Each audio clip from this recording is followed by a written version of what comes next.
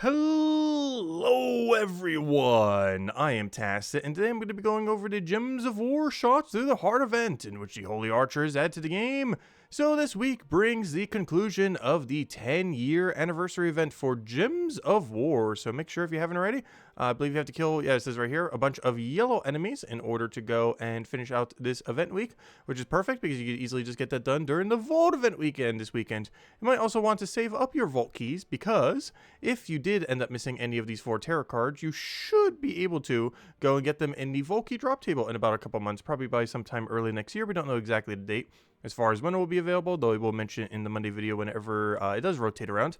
However, if you did forget to get any of these during the 4 weeks, they should be reobtainable down the line. And if you have been getting them every single week, that means you'll be able to go and craft the Mythic associated with the event. Unfortunately, the Mythic itself is pretty average, but, you know, another trip for Broken Spire in case we ever have a event related to it.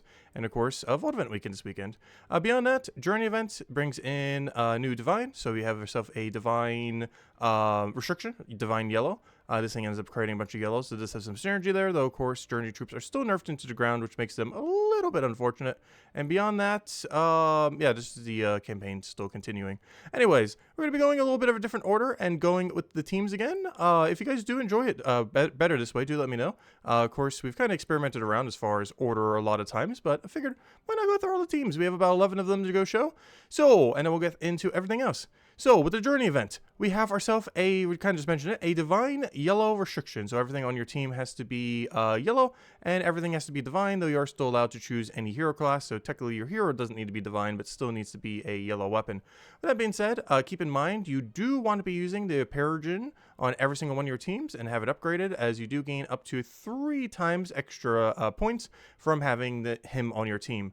Keep in mind, unlike some of the other modes these days, like Raids and Evasion, where you simply have to have it on your team, it is, and you don't necessarily need to upgrade it. In this case, you do need to upgrade it, as the amount of points that you end up gaining from the Journey troop is based on how upgraded it is. So you can easily just get 1 and use 2 blue orbs on it, or simply buy high enough that you do end up getting upgraded. But keep in mind, if you keep it at its base level, you will only be getting 2 times score instead of the extra 3 times score. And of course, having multiple on your team does not increase your score. However, unlike Bounty Hunter, it does not penalize you. So if you're an earlier game and are lacking a ton of options for the game mode, keep in mind you can, assuming you buy deep enough to have enough, you can run with 2 or 3 of these birds onto your team, run like a tanky hero weapon or something similar, and you should be good to go even if you lack pretty much every single possible option for the event. Won't be the best thing possible, but will be pretty helpful. With that being said, of course, if you have Tuck Shockers, just spam Tuck Shotgun. It should be the easiest thing ever. Billion damage, extra turn potential, wild card for that, a little bit of tankiness. Wand if you have it for just getting Curse so that you can't submerge, having Bless so you can gain a bunch of mana accumulation with your ability as well as not need to deal with any status effects, and of course this thing has to be on your team. As far as the low rarity one, I actually went with a little bit of a mid-range. Of course, super low rarity, you can kind of spam this as we mentioned.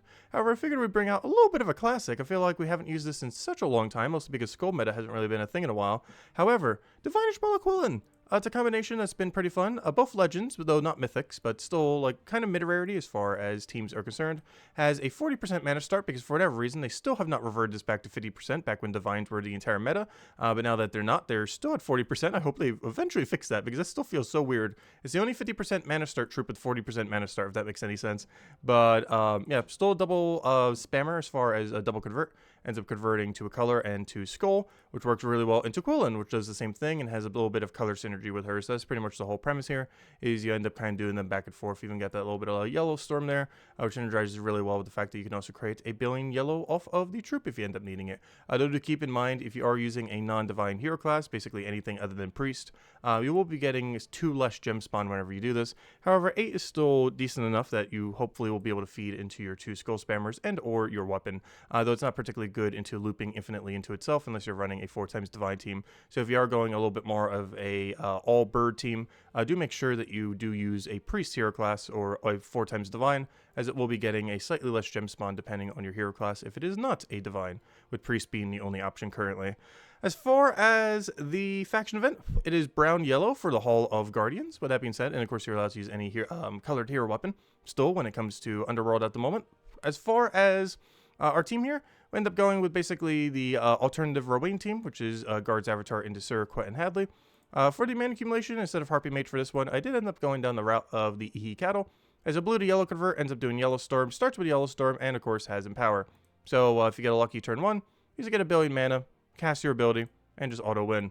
As far as the higher level range, we have ourselves a Harpy Mage here, as we mentioned. This is basically a turn 2 Empower. While it doesn't have Empower by turn 1, you will have the Enchant. The first turn, it starts at 12 out of 14.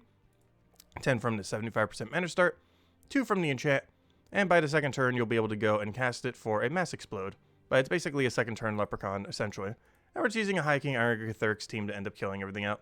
But of course, you can just use whatever 2 best damage sources you have in between Wand or Mass Mana Accumulation Weapon and a Harpy Mage, and you should be good to go, particularly if it ends up utilizing Brown, which both of those do. As far as the Pure Faction team, we have a couple different ways that we can end up running this. However, Silent Sentinel is pretty nice just to cancel out the enemy Silent Sentinel. The Ethereal Sentry can end up stacking up a bunch of attack if you do this early, can end up really giving you a decent advantage. With that being said, the other troop also ends up boosting based on your allies' attack, while also being their main damage source beyond skulls. Also has a decent amount of reduction, and you just keep spamming this to try to kill out the enemy Gargoyle.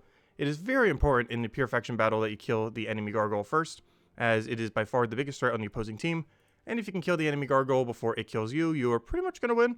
Beyond that, you just have to make sure the enemy doesn't take any skulls, because they're going to have a really high attack due to their Ethereal Sentry. So yeah, just get rid of their Gargoyle with your Gargoyles, and you should be okay.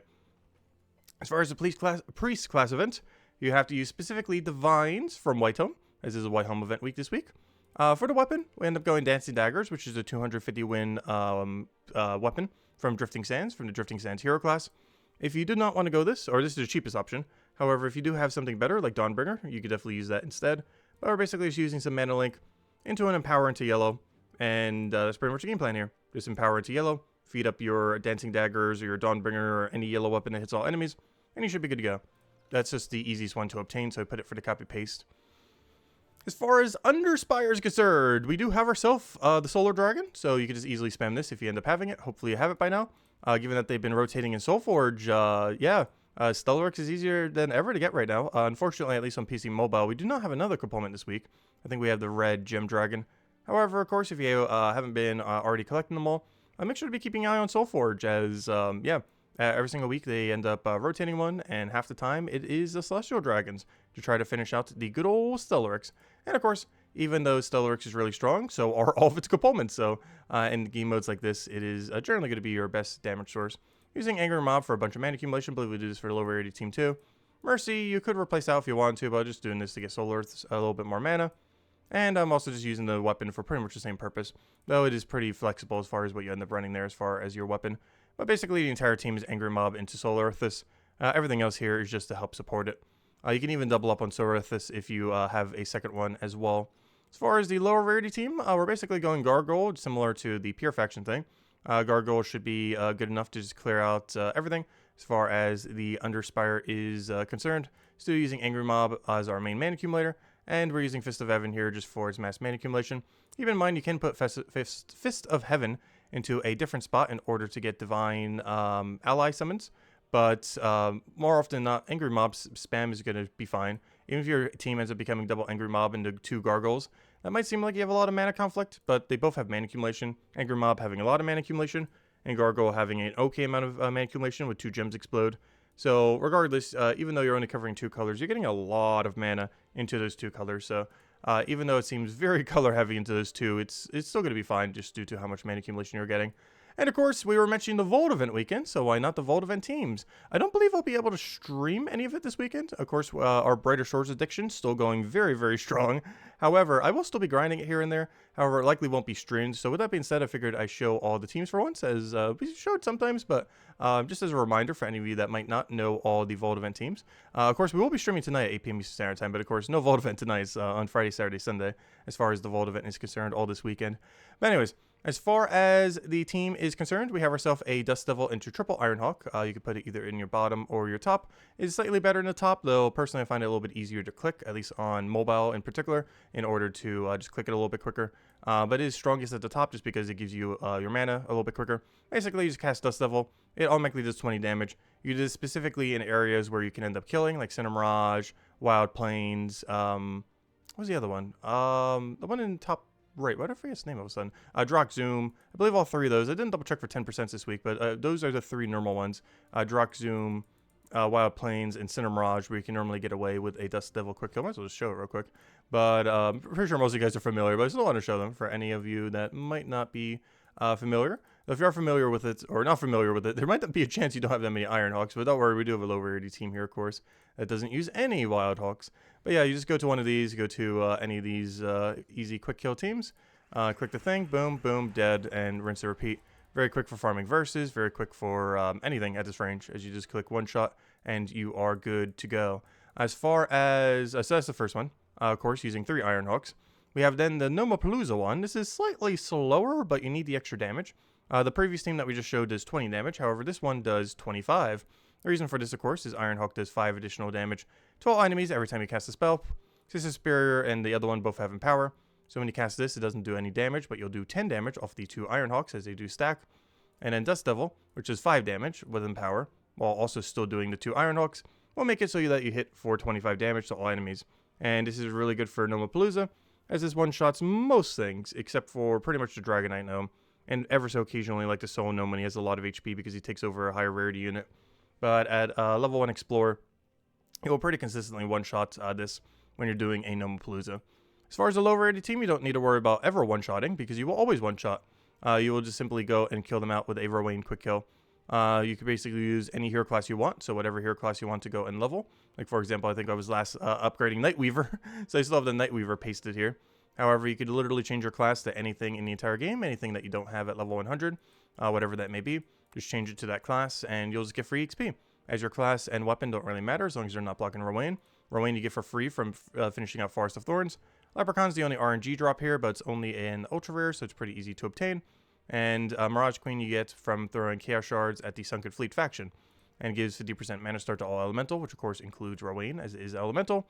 Leprechaun gives you your Empower into Mass Explode, as well as some free gold. And then Rowain just instantly one-shots the entire battle, with its really high armor boost ratio. And that's all you have to do, and just keep doing that over and over again. And this works on every single thing. It works on the Vault event for farming versus, it works on Paloozas. It's a bit slower than the Iron Hawk teams, however, you never need to worry about not one-shotting, unlike things like Dragonite Gnome and stuff like that, as you will have plenty enough damage with your Rowain to be able to one-shot every single battle that you end up encountering, as long as you don't up the difficulty too high. So, other things. We kind of mentioned it earlier, but... Oh wait, was that the last team? Let me just double check. Also, all teams are in the description below as well, if you want to go and copy-paste any of them, as per usual. Okay, so, we are moving on. Next thing, campaign, pretty standard, nothing really to mention here. We're still in Chapter 3, so still very early on, so not much there currently. However, one thing to not forget, hopefully you've been keeping up with them, but of course, the final week of the anniversary event. We mentioned it earlier, all you have to do is kill a bunch of yellow. Best time to probably do this is during the Vault event weekend, as of course you'll be getting a lot more value from it. But simply doing your dailies every single day will pretty much get you all the way through. But if you are a little bit short, just do the rest of your battles during the weekend, as you'll be able to also get a bunch of gnomes and everything else due to the increased rate. So you'll get a bunch of vault keys, a bunch of extra gnomes, and overall, yeah, just do it this weekend if you don't want to do it throughout the week. And you'll end up getting the final card we need to eventually craft the new Mythic. As far as the new Mythic, I don't have it at this exact moment in time, of course. However, it deals a bunch of damage to all enemies, boosted by blue dragon gems and barriers itself.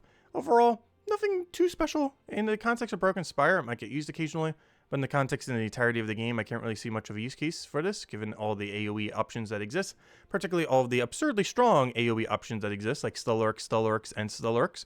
As far as his typing, doesn't really have much synergy either for Human and Knight. Might be a little bit more useful in Knight, however, Human, of course, has Tesla, and Tesla is way better damage source than he will ever be.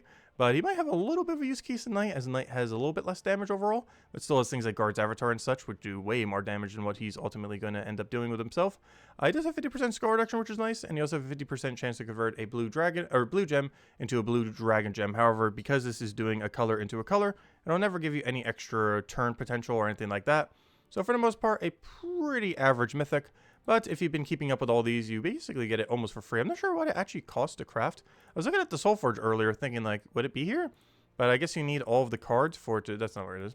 But I guess you need all the cards for it to show up, because I do not see it here unless I'm in the wrong tab somewhere. Is it under Other? I highly doubt it'd be under Other. But yeah, I was looking for it earlier. I'm not sure if it's just currently not in the game or if you need the thing to actually do it. I am actually not sure, but whatever it is, they'll fix it soon if it's not supposed to be like that. I wasn't able to find it here. But regardless, you will be able to craft it at some point, and regardless, it is pretty average. Regardless, if you have it now or later, you're pretty much never really using it outside the context of maybe a Rogue Inspire event and maybe a night event, depending on what options you ultimately have. Actually, while I'm here, so speaking of Soulforge, Soulforge. There was one thing here that I remember was somewhat okay to craft, and it is Rough Amon. While generally considered weaker than the two counterparts that it is comparable to, which is Wild King and Wild Queen, which particularly Wild King being generally one of the better skull spammers in the entire game, with 4 times enrage and 4 times attacking onto your entire team while having mana accumulation into itself and skull spam. However, this thing does have mana accumulation into himself and skull spam while giving you free souls, but most notably, it cleanses all allies. This actually used to be an aspect of Divine Ishpala, that one troop we were showing earlier, what used to be the 50% mana start troop, but it used to have 50% mana start instead of 40%. But it also used to have cleanse all allies, oddly enough, which was really good because it was a skull spammer that, could cleanse away entangle, freeze, stuff like that. However, this guy could do it. So in very rare circumstances where you don't have wand on your team and similar things, like if you don't have Beatrix, you don't have wand, but you still need cleanse and you're running a skull spam team, this thing is pretty good in that context. Right now, skull spam and skull meta in general is not particularly good. Right now, due to AoE being so strong, you almost always run that. However, there are some changes next year when they're going to be adding like some kind of monolith system or whatever they mentioned. They actually did like the 10-year like kind of recap thing, and went over that last Monday stream. We kind of watched the video and everything that they ended up posting. If you guys haven't seen it yet, but basically, long story short, they're adding some kind of new feature that seems like it might counterplay some particular aspects of the game. For example, they didn't specifically mention this, but there might be some aspect that you'll be able to upgrade that will be able to make AoE troops a lot weaker. Like, for example, not necessarily give you Submerge, but, maybe give you, like, mitigation against things that hit all enemies simultaneously to try to, like, tone down Stellarix from being so broken. And long story short, it'll basically make it so Skull meta may return because everyone's likely going to be countering out, like, Stellarix and similar things. And the kind of things that counter, for example, Stellarix, in order to make sure it doesn't do as many extra turns or stuff like that, make sure you mitigate, like, full AoE damage, stuff like that. Those kind of mitigations and effects that you would have enabled won't really affect skull spam team, so it might finally be the time sometime next year where skull spam makes a return. And this thing is a pretty decent skull spam option, especially up against the decently meta Elementalist, which is hitting a bunch of stats effects on you, entangle, stun, everything like that. If your Beatrix gets stunned, it won't cleanse you, but this guy, as long as he doesn't get silenced and you have his mana, you will still be able to get his cleanse, his skull spam, his mana back into himself. So very situational right now, but he definitely has some potential to be a bit better in the future. So worth considering if you want to kind of future-proof yourself for any skull meta that may arise, as he is something that is probably going to be a utility troop pretty commonly used when they do return. So worth mentioning, as might be applicable later. However, right now is pretty average. Anyways, as far as weapons are concerned, pretty much just pick up whatever you need. There's a couple of them that are somewhat notable, like Divine Protector, really good in pure Divine teams if you're running anything like that this week. Beyond that, we do have Doom Book, however, without Guild War or anything at the moment, though it is returning eventually. But without it, it has a bit of less of use case compared to in the past. And beyond that, basically, is whatever weapon you want to run for the events. I think I showed a Fist of Heaven and one other one for one of the team. So if you just want to pick up something that will help you with any of the events, that can also be fine, though. Even though I didn't show it on any of the teams, I would say Divine Protector, if you're going to go for any one thing that you currently don't have, if you don't already have this, I would say this is probably to go. It has Cleanse for itself, it has Barrier for itself. Gives a bunch of mana to all your other yellow allies, not just through its ability, but also through its trait thing that gives 2 to all yellows.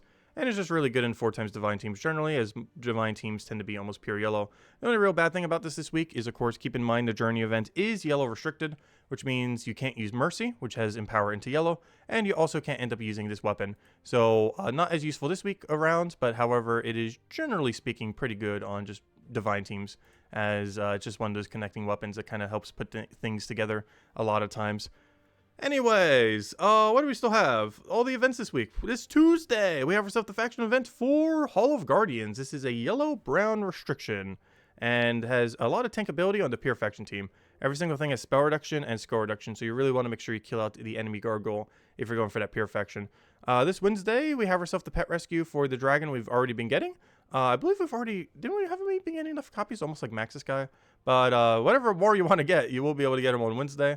Thursday, we have ourselves the class event for Priest. Priest, as far as Priest is concerned, is the only divine hero class in the entire game, so if you do want to go and end up utilizing that for things this week, it might be worth considering, particularly for things like the Journey event, as if you want hero on your team, but you still want the bird to do max amount of yellow gem creation, you'll end up needing this class. Also, it does have +2 yellow, which is kind of nice. Unfortunately, not +3 like some other classes, where we could do +3 blue and +3 purple, like +3 blue with Corsair and +3 purple with Archmages. Unfortunately, it's only a +2. However, +2 is still nice for yellow compared to none at all. And this Friday, we have ourselves the Vault Event Weekend, so definitely a great time to be grinding. And if you haven't already finished out the weekly for the final 10-week anniversary event, definitely make sure to go and conclude it out. Beyond that, event key drop table. So, as far as event key drop table is concerned, it is associated to that of White Helm. As far as White Helm is concerned, I actually don't have it set up right now, but we'll go get it real quick. So, gosh, all the way down there, all the way to W's. Gosh, we're getting so many things on this. How many things are on this list? I don't even know these days. This has to be like 80 things or something. How many things are here? Gosh, there's so many categories. Some of them are even kingdoms or underworld things. But anyways, so everything not in drop table here. Let's start from the bottom. Everything not in drop table includes all 5 of the Hall of Guardian troops. The bird from the current Journey event, which is only obtainable from this current Journey event, but will be in the drop table down the line. The 2 swords, which is only in the Vault Key drop table. The, actually, sorry, this one isn't in Vault Key drop table yet, is it? Is it? Why do I forget which one this is? I'm pretty sure this one's not in Vault Key. Isn't this one of the ones that came in through the event? Yeah, this one's not in Vault Key drop table yet. However, Temperance should be. Unless I'm confusing it the other way around. But this is the one from the... Oh, this one might not be in drop table either. Actually, gosh. I believe both of these aren't Vault Key drop table yet, are they? No, they have to be. Why do I have 7? Never mind. But yeah, they are in Vault Key. Gosh, I never know sometimes because I keep adding so many of these useless Terra guards that I sometimes forget which ones have been recent, which ones haven't been. But no, it's impossible for me to have 7 if... yeah, so they're definitely in drop table. Anyways, long story short, they are in Vault Key drop table, but you can't get them in event keys. So yeah, Vault Keys, yes. Event keys, no. Anyways, next thing. The Solarithus, of course, is from the Celestial Dragon Eggs, or whenever it rotates in Soulforge. However, you cannot end up getting it from event keys. You cannot get the Immortal Libra from event keys. This one is specifically, of course, from PvP. And beyond that, I believe that is finally everything. Long story short, is it worth spending event keys this week? Somewhat. I would advise getting at least Holy Saint Astra. She has 50% mana start for all humans. This is very noteworthy in a double or single Tesla team. Ideally double. So, of course, Tesla, among one of the better damage sources in the entire game, and is only a legend. However, she counts as a human, so giving her 50% mana start is very, very beneficial. There's a lot less modes where you can end up using them together, because it's a red-blue compared to a yellow-green that have no synergy other than human. However, it is definitely worth considering if you want to go and buff up your Tesla team, and you currently don't have a Holy Saint Astra. So, we're definitely worth considering. The worst comes to worst, you can still use Leprechaun and other similar things in order to feed her that starting mana that she needs. But having 50% mana start never hurts, as well as giving a bunch of armor, barrier, stuff like that, which could be very, very useful. Sorry, not barrier, I mean enchant to all humans, not barrier. Beyond that, yeah, that's pretty much it. Well, Guard's Avatar is good, and I showed him in one of the teams. He is a little bit luck-based to get, because there are 4 Mythics here. So there's basically 2 that you'd want to see if you do end up getting one. The Archdiva and Guard's Avatar. Guard's Avatar is basically a Rowain, but a Mythic. It's a little bit harder in some situations. However, ultimately is pretty comparable to Rowain, just at double the mana cost, but it covers completely different colors, which allows you to use it in pretty much any color restriction, as the 2 of them together cover every single color except for purple, as he covers red, yellow, brown, and of course Rowain covers green and blue.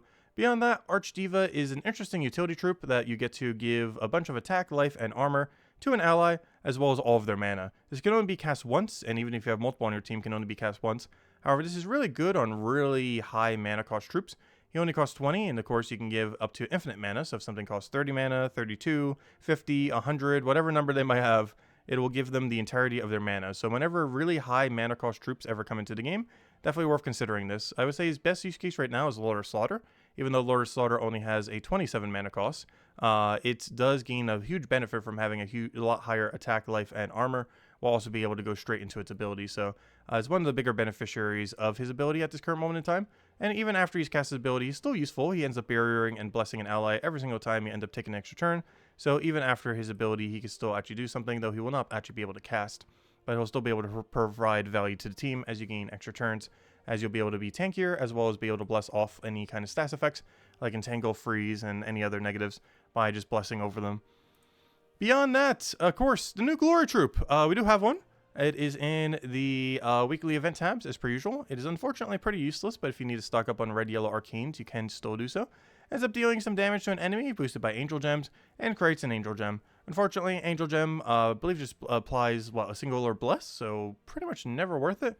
And in the context of what this ability is doing, you're basically just giving it to the enemy, so you're just giving the enemy some free blesses. The only upside to this thing is it has Yellow Storm, but there are far, far, far better things you should be using to start with Yellow Storm. Most notably Ihi Cattle, but literally anything else is probably going to be better than this in most situations. So for the most part, unfortunately, is going to be completely useless, and basically just makes it a little bit easier to go get your way home up, which, of course, if you guys don't have it set as your home kingdom, does have technically the best tribute in the entire game, as the ratio of how much gold, souls, and glory you end up getting ends up making glory the best, and the only pure glory kingdom is White Home. So getting this thing all the way max to get max tribute is slightly better. Obviously, slightly better glory these days means almost nothing, given how quick you can get glory from Vault Event weekends like this weekend and such. However, hey, over time, it does add up to be overall the best home kingdom if you do want to go and min-max that. So, and it is all the way 30 starable, and already has been. It's just a little bit easier to do now with even more troops coming in this week. So if you haven't already done that, maybe worth considering if you are later in the game. Doesn't make that big of an impact, but over time, a little bit extra glory definitely adds up. Oh yeah, I forgot, you can't see our glory stack over here, but a little bit extra glory over time definitely adds up over just to have a huge stack. And of course, for any of you that don't know, I might as well mention the mechanic. Pretty sure you guys might have used this in the past, but if you ever need a pinch of gold or anything else, keep in mind you can convert your glory into gold and everything. Whenever there is a troop that only costs 300, these are generally the best weeks to not necessarily get arcanes, but more so to convert your glory into gold. As ignoring all the trait stones here, you're getting 1 million gold. For 60,000 glory, you're getting 1 million gold, 2,000 gold keys, which of course has gold in them, among other resources, gems, other things, and similarly, glory keys, which also have a bunch of gold, other resources, even glory themselves in them. So definitely worth considering if you ever need some gold in a pinch for any kind of objective, a guild objective, if your guild has like a certain gold requirement per week or anything like that.